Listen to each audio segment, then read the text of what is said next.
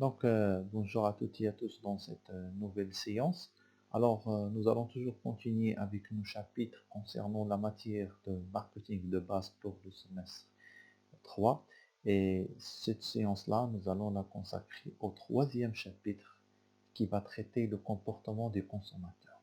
Alors, comme vous le savez tous, que le consommateur, tel qu'il soit, il adopte un certain comportement de consommation. Et ce comportement de consommation, il est dicté par le besoin qu'il ressent face c'est-à-dire, ou bien en harmonie avec ses désirs, et aussi ce comportement de consommation, il est influencé par plusieurs aspects que nous allons découvrir pendant cette séance. Alors ce chapitre-là, il est scindé en deux parties pour éviter que la vidéo soit trop lourde et difficile à télécharger. Et vous allez avoir donc le lien de la première vidéo, la première partie, et aussi le lien de la deuxième. Alors le plan de ce chapitre se présente comme suit. Vous avez tout d'abord les définitions des concepts clés du marketing, à savoir en ce qui concerne le comportement des consommateurs, à savoir le besoin et le désir. Par la suite, nous allons parler des facteurs explicatifs liés à l'environnement, qui expliquent le comportement de consommateur, et aussi les facteurs explicatifs liés à l'individu lui-même, qui vont nous permettre donc de comprendre un individu et la manière avec laquelle il consomme. Très bien. Tout d'abord, la notion du besoin comme début et comme départ de ce chapitre de comportement de consommateur. Nous sommes tous des consommateurs et notre consommation, elle est dictée par les besoins qu'on ressent. Alors, chacun de nous a des désirs, a des besoins, d'accord, qu'il faudrait bien sûr y répondre. Et ce besoin-là, c'est le moteur de toute action de consommation. Donc, selon Larousse, le besoin est une aspiration naturelle et souvent inconsciente. C'est-à-dire quelque chose qui est là, qui se trouve chez vous, euh, qui naît, euh, qui est naissante, on est né avec des besoins et que nous ne contrôlons pas. C'est pour cela dans la définition, ils ont stipulé qu'en quoi il est souvent inconscient, c'est-à-dire il vient de l'inconscient, il ne vient pas du conscient. Selon Kotler, et c'est un spécialiste en marketing, un besoin naît d'un sentiment de manque, c'est-à-dire il y a un manque. Vous avez un manque, donc il y a un besoin. Éprouvé à l'écart d'une satisfaction générale liée à la condition humaine. La structure d'un être humain, elle est faite de telle sorte à ce qu'il ressent plusieurs besoins. Donc le besoin est un sentiment de manque, une caractéristique d'une insatisfaction. Manger, porter des vêtements, se vêtir, s'abriter, chercher à être aimé, ce sont tous des besoins que nous ressentons chaque jour. Il n'est pas créé par la société ou le marketing. Le besoin, il est né, c'est la nature d'un être humain. Il est inhérent à la nature humaine. Lorsque l'individu éprouve un besoin, il associe la satisfaction de ce besoin à la possession d'un produit ou d'un service. Donc tout ce que nous achetons comme produit ou comme service, il est, il est considéré comme étant une réponse à un besoin que nous sommes en train de ressentir. Donc le besoin, vous avez la faim, par exemple j'ai faim, donc les désirs, je veux manger peut-être un gâteau, peut-être un sandwich, peut-être un repas. Donc là, ça dépend des cas. Donc il y a la différence entre le besoin et les désirs. Donc les désirs sont conditionnés par les besoins que vous ressentez. Euh, Toujours avec quelques définitions, donc les caractères des besoins, les caractéristiques des besoins, donc tout d'abord il est inné, d'accord? C'est-à-dire quelque chose qui est naturel, qui se trouve chez nous, dans la nature humaine. Par exemple, la faim, la soif, on a besoin de manger, on a besoin de boire, on ne peut pas s'en passer de ces deux éléments-là. On ne peut pas s'en passer. Donc ces besoins-là, ils doivent être satisfaits, sinon vous allez mourir. Si vous ne mangez pas ou vous ne buvez pas de l'eau, vous allez mourir. Donc c'est un besoin qui est inné, c'est-à-dire il est né avec nous. On le ressent d'une manière naturelle. Le besoin est acquis. Exemple, appartenance à un groupe social. Donc le besoin est acquis. Ça veut dire quoi? Ça veut dire qu'on peut l'acquérir, on peut l'avoir. afin donc de le satisfaire. Les besoins, ils évoluent. Ils évoluent. Aujourd'hui, vous avez un smartphone ou un ordinateur d'une certaine caractéristique. Demain, s'il y a une nouveauté, vous allez vouloir avoir de nouveaux produits. Donc, c'est un besoin qui évolue. Les besoins varient selon la culture.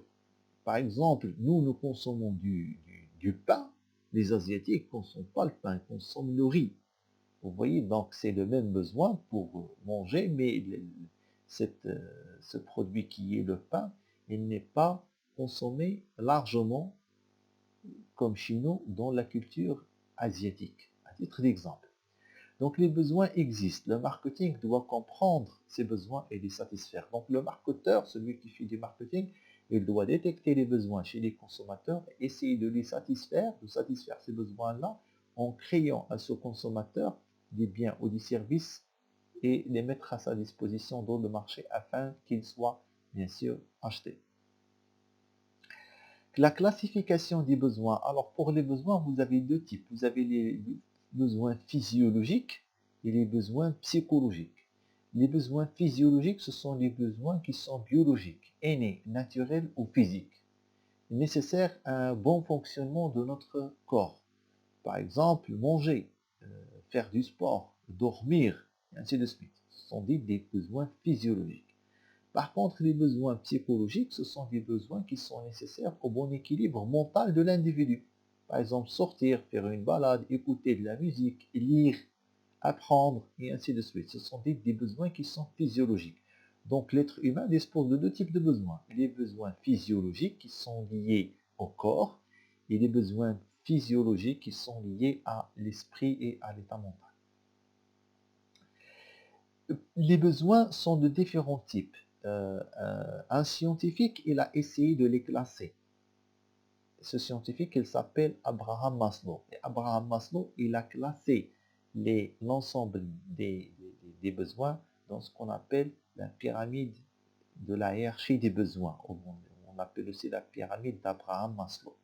Donc, cette hiérarchie des besoins, cette pyramide, bien sûr, est constituée de plusieurs niveaux. Donc, Abraham Maslow, il a pris donc une pyramide et il a mis les besoins d'ordre nécessaires dans la base de la pyramide et les besoins d'ordre supérieur dans le sommet de la pyramide.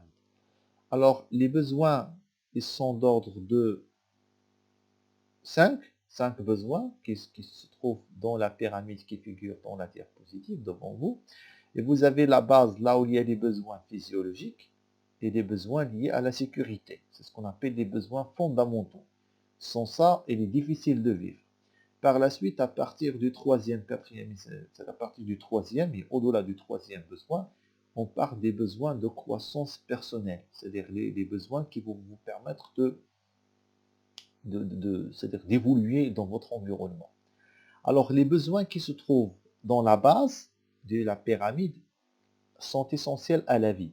Et Abraham Maslow vous dit que vous ne pouvez pas passer à un niveau supérieur, c'est-à-dire satisfaire un besoin d'ordre supérieur tant que vous n'avez pas satisfait un besoin d'ordre inférieur. Alors commençons par c'est-à-dire à expliquer les différents besoins figurant sur cette pyramide. Alors la première des choses, il a mis les besoins physiologiques. Manger, dormir, mettre des vêtements, c'est le premier besoin à satisfaire.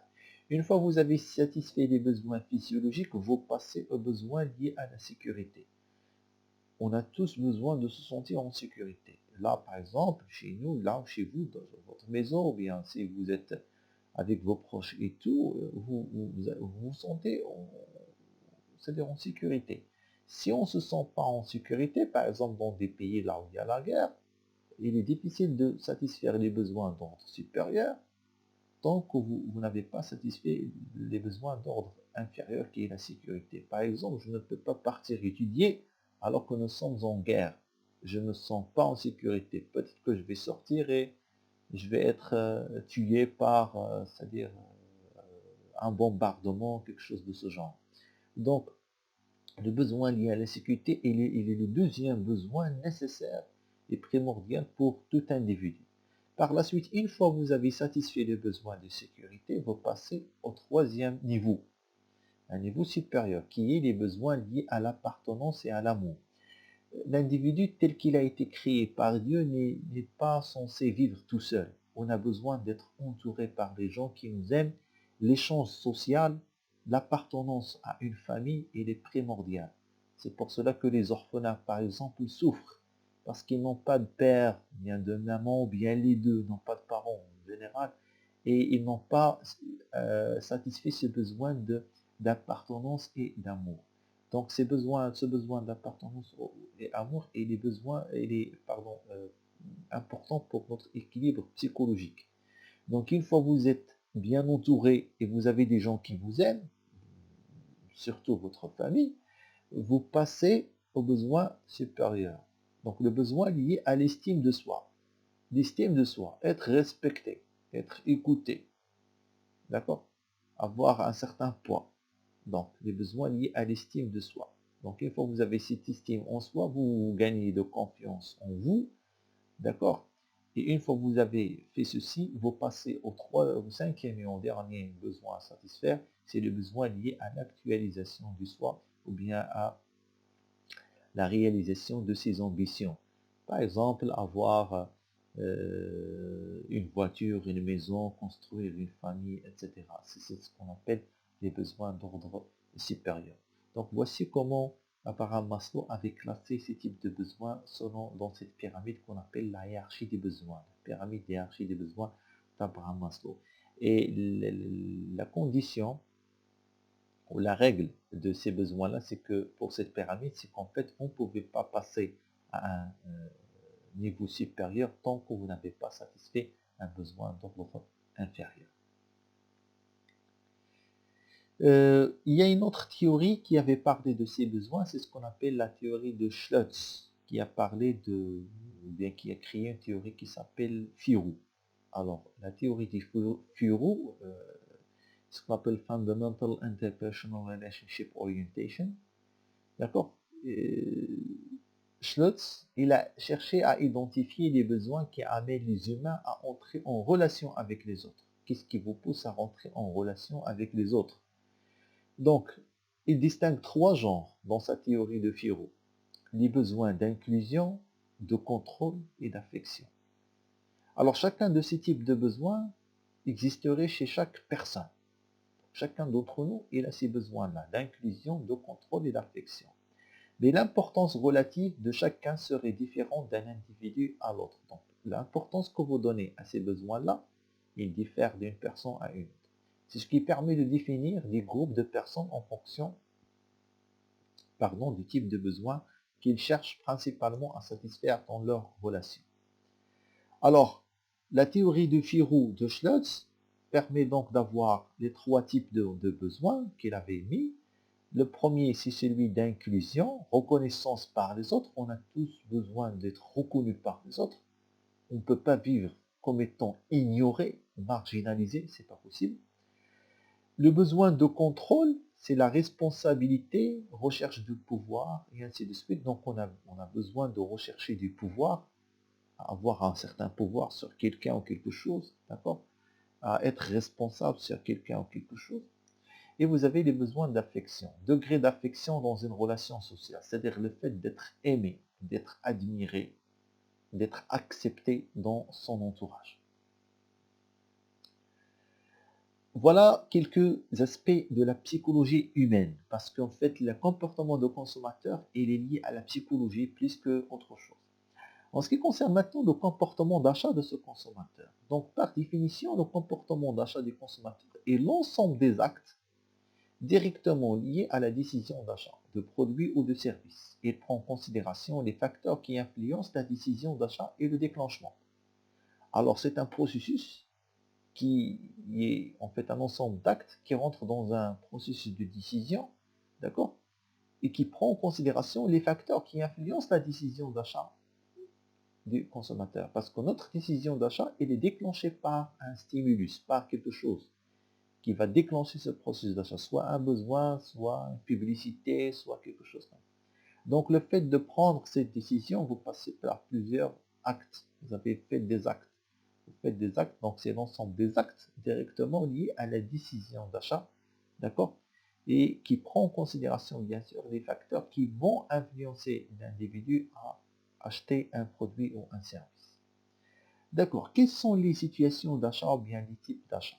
Alors vous avez quatre types: l'achat routinier, l'achat de diversité, l'achat réduisant une dissonance et l'achat complexe.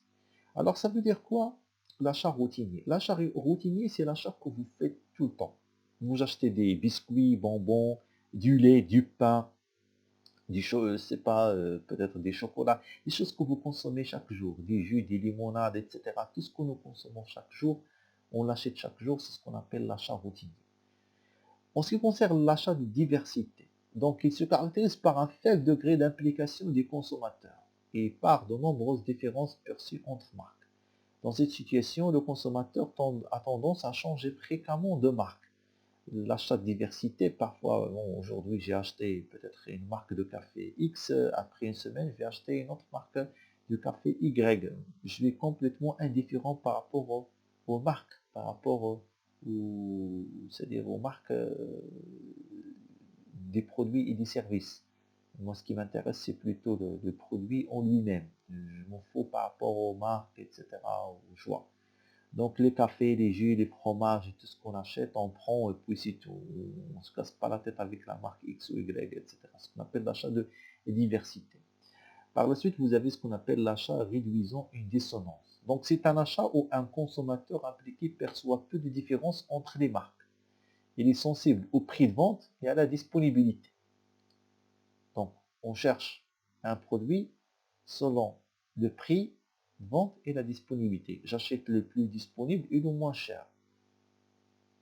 Donc après effectuer l'achat, le consommateur cherche à justifier la pertinence de son achat. Il cherche toujours à justifier. Je l'ai acheté parce que c'était une bonne affaire, c'est parce que c'était le meilleur, le prix le plus bas, parce que c'était peut-être le produit le plus disponible, et ainsi de suite. À côté, vous avez un quatrième type d'achat qu'on appelle l'achat complexe. Alors l'achat complexe, c'est l'achat qui vous implique en termes de temps et en termes d'argent. Par exemple, si je veux acheter une voiture, ou bien un ordinateur, ou bien un smartphone, ou bien un appartement ou une maison, ça me demande énormément de temps pour chercher les différentes éventualités et les différentes, comparer entre les différentes offres sur le marché, évaluer les prix et par la suite prendre la décision d'achat. Et cet achat-là, on l'appelle aussi l'achat complexe ou bien on l'appelle l'achat réfléchi parce que vous devez réfléchir énormément avant de prendre la décision.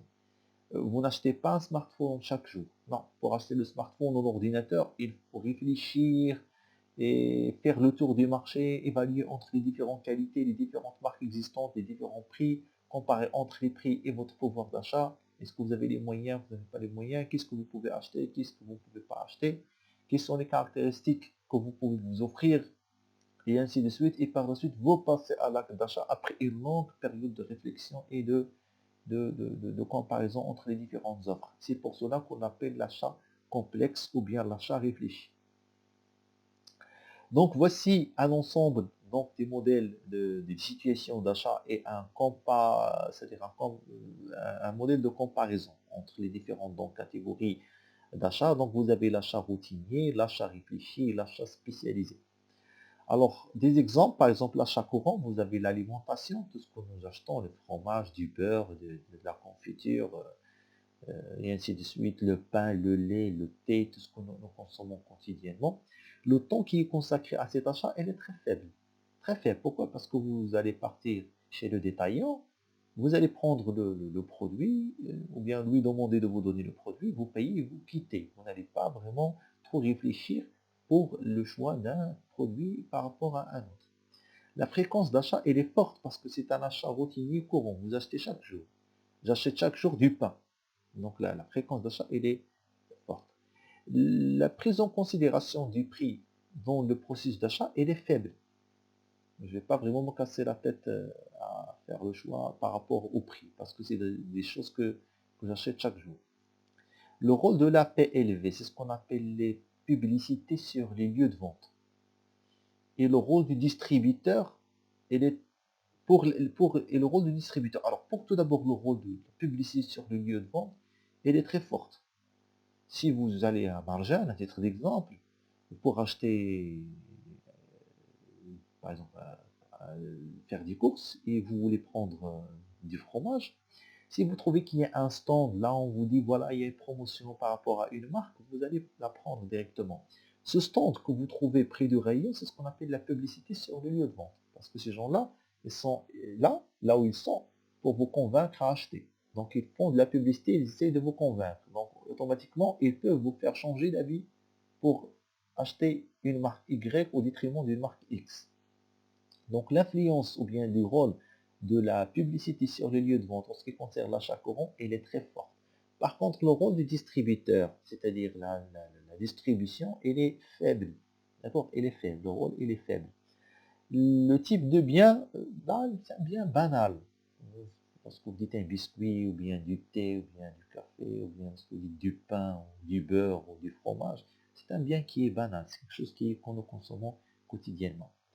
En ce qui concerne l'achat réfléchi, vous avez par exemple les meubles, hein, les appartements, les maisons, d'accord, ce sont des achats qui sont en quelque sorte qui nécessitent énormément d'argent, une implication de la part du consommateur parce que ça nécessite beaucoup de moyens et ça nécessite une longue réflexion avant de la prise de décision.